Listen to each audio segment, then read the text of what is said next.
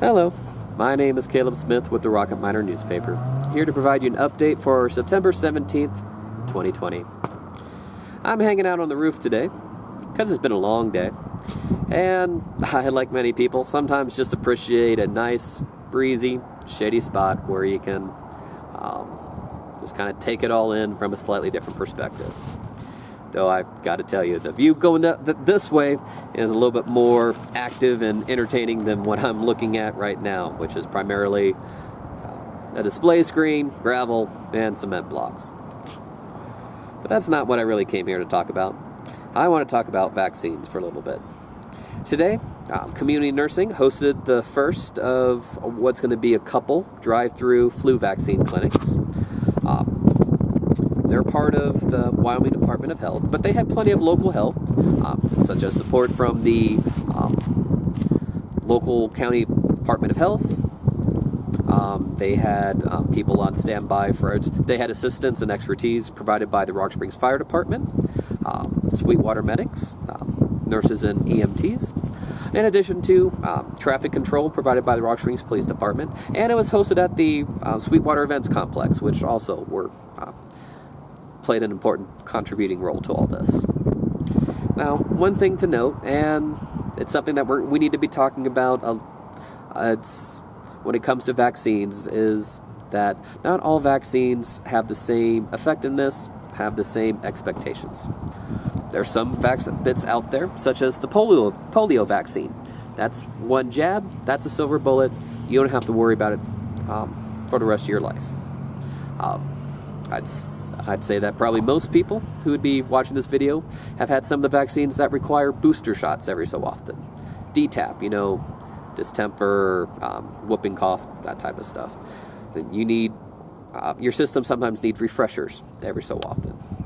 We don't know yet what form or administration protocol there will be for any of the COVID-19 vaccines that are in production in the United States and across the world. It'd be easiest. It'd be nice if it's going to be just a single shot. Nope, you don't have to worry about it. It might take more than one administration of doses. It might be something that becomes like the flu vaccine, which is which only has they're doing their best guess and understanding on. One of the things to keep in mind is that every year they're putting several months in advance, they're doing their best to pick the strains they think are going to be the most prevalent and providing a vaccine that provides protection against them. They have multiple strands of influenza A, influenza B, and that's why some flu season vaccines are more effective than others. And also, one thing to keep in mind is that it's not necessarily, just because you get a flu shot doesn't mean that you're expected to be 100% protected. But the goal is, you do have a flu shot, it's supposed to protect people from some of the more extreme outcomes. Like severe cases of flu that would otherwise hospitalize you, or even death. Those who have a flu shot, particularly those who are some of the higher risk people, such as you have a suppressed immune system, you're just older in age. Those are the type of things where they generally suggest that. And one thing, talking with the officials administering the drive-thru flu clinic, or flu shot vaccine clinic, was the fact that we don't know what a combination flu season and COVID-19 season are. But it's common sense would say that it's better to try to protect people. It would be really sad if somebody had their system taken for a whirl by either COVID-19 or vice versa, by the flu, and then pushed to the edge because they catch the other. The goal is to, like I said, reduce deaths, reduce hospitalizations, protect the community. One of the other interesting aspects about Tuesday's clinic, and they will be hosting additional ones. There will be one at the Golden Hour Senior Center and Green River next week. Along with there'll be one more in Rock Springs. first week of October. Please look at rocketminer.com or the Board of Health community nursing sites for additional information, whether it's their county website or their Facebook page. I like the Facebook page. I find that a little bit easier to navigate. But in addition to providing flu shots, this is potentially it's a good staging exercise for them to work out the kinks. The hope is that in the near future we have a solid, safe, accessible COVID-19 vaccine to be able to administer to the public. And this will be potentially one of the ways that if the county receives a certain number of doses well enough to be able to distribute to the public. Generally speaking, we've had some other officials in the government stress that it looks like the early doses would be given to frontline people, doctors, nurses, whatnot. But as it becomes more available on a wider basis, potentially some people who are already there today who got their flu shot will be lining up along with plenty of others to get into line and be able to get a dose in a safe, smooth, straightforward manner. Really the only place where there was a slight bottleneck, from my reckoning, was the fact that if you've not had a flu shot lately, one thing that I don't remember having to do as a kid, or maybe it's just my short attention span, short memory, was that after getting the shot, I was encouraged to just sit around, say 15 minutes, just in case there's any sign of someone going into anaphylactics. It's very rare. It's rare condition, but it's sometimes it can happen. Whether that's just those who do experience it are most likely just having just a little bit of case of the hives or itches.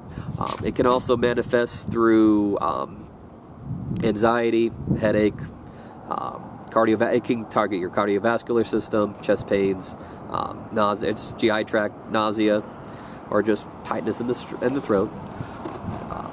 And that's something that's just become standard protocol, and I've never experienced any of those symptoms post one of these vaccines. From what I could tell today, after I got the shock, I took a spot in the parking lot, as a lot of other people, and I didn't see any cases where there seemed to be any extra to-do going on. Really, the only thing out of the ordinary was one of the participants' cars. Battery died and needed the jump. I know that because it was my car, and I'm very thankful to the extra members of the staff who were able to help get me on my way. At one point, one of them said, "We're here to serve," and it's kind of all-encompassing. Is that that's what they're doing. Whether it's helping someone with their car or helping them with their health, that's what they're there. One other thing I just want to touch on that more than one staff member talked about is that preventative care, preemptive action, it's less interesting, it's less flashy. It's honestly, it can be unpopular in some circles when it comes to talk of vaccines or. Honestly, the wider stuff you've been seeing more discussion about lately, wearing masks, practicing distancing, and it's kind of hard to prove the results of this.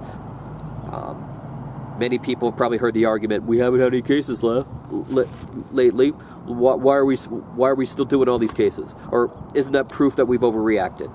And it's hard to prove the effectiveness of preventative action. I mean, think of it as. Growing up, did you constantly wear sunscreen? Did you and decades later, hopefully you didn't have any skin cancer. Is that because you were regularly wearing sunscreen as advised? Or is it genetics? Or did it just a quirk you didn't get it? Think of all the car accidents or just even fender benders where people were wearing their seatbelt. And they didn't. It's just because they were wearing that safety gear that things are getting worse.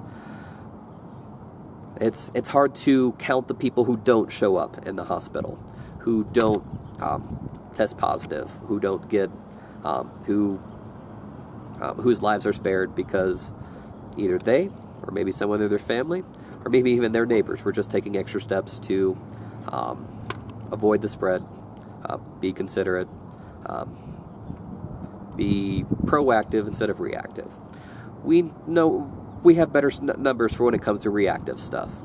And honestly, that comes at a higher cost, both financial and personally. I would encourage people who are interested to, like I said, go to rocketminer.com or the community nursing Facebook site. You can see more details about both additional upcoming flu clinics, in addition just to just more general advice on making smart, healthy choices. And for you, that just might mean taking some time out of the sun, getting an extra vaccine or two, or maybe hanging out less on rooftops. It's different for everybody. We all have to make our own individual choices. And drive safe. I don't know if you're picking up that revving engine. But anyway, I'm Caleb Smith with the Rocket Miner newspaper, wishing you a good day and a safe tomorrow.